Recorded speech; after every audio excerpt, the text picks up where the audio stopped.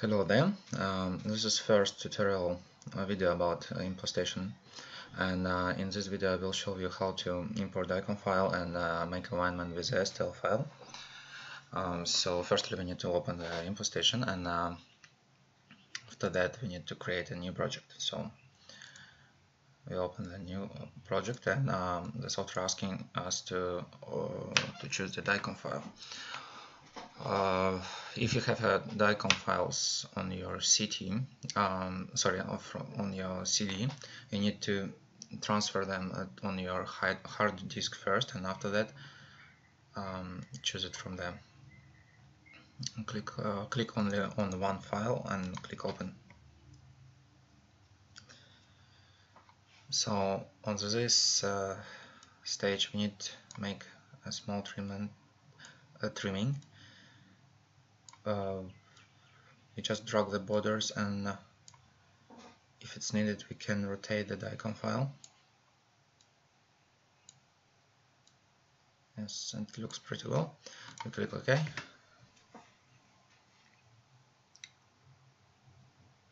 Alright, now we can see the coronal, sagittal and axial sizes. Each of these windows correspond to cover of this axis. So as you can see now on coronal size, yes, we can see this red axis, so it corresponds to sagittal window, sagittal size. Right, so on my view it's pretty easy way to orientate orientate and work with CT scans.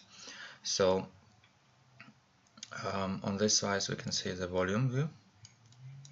We can rotate, we can see from different points,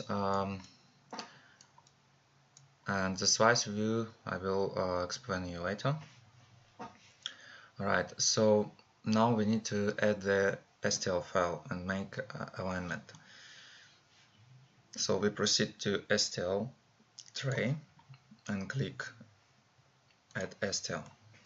We choose, we need to find the STL file, a scan file on your computer or CD disk, and choose it. Click open. So now we can see that it's not aligned at all. So we need to fix it. We proceed to this.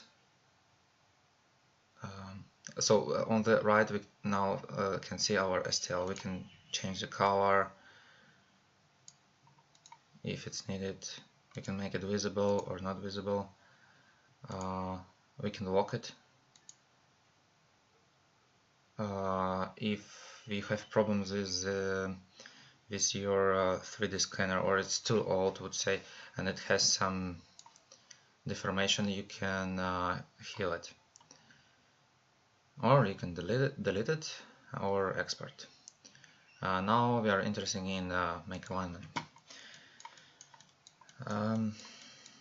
Okay, so on the right we can see our STL file, and on the left there is DICOM file. We put 3 points on each image. These points should be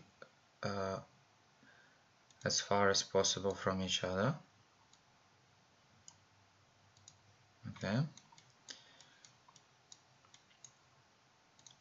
Right. Okay, so now we click align, and that's how the software make this first alignment. So of course the software can do this like 100% accurate, and we need to make some changes manually. So what we do first, we proceed to Excel slice, and we need to make this view to see in such a way to see the cusp or high points of the teeth, right? So it should be like this. And now I make rough alignments.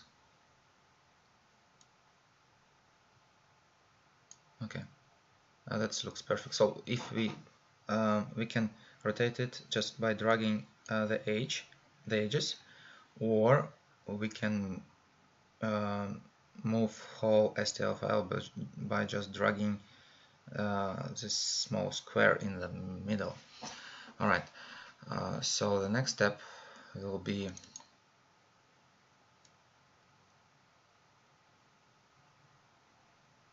okay, so I put this cross on the middle of the, like I would say in the Palatine area, in the middle of Palatine, and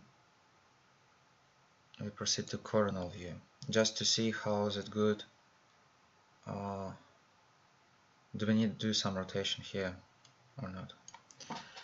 Okay, the next step, we come back to Excel view. We do double click between incisors and move this Excel to posterior teeth. Okay, so now we need to see and to check how is it alignment here. If it's needed some correction, we do it, but it's okay at the moment. And we do it on another size as well. Sorry, another side as well. Okay, so it looks pretty nice. Well, if you have no problems with your STL file and DICOM file, it will not take you a lot of time to do this. So as you can see, like the software did it for, like, I would say for 95% when it's STL file and DICOM good. Sometimes you need to spend more time, play around.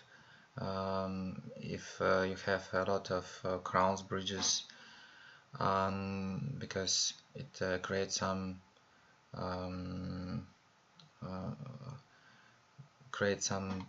let's say, so the teeth, when you see the crown or bridges on the CT scan, it's really blurred, and you need to orientate on another teeth. Don't orientate on blurred one, so because it's not accurate at all.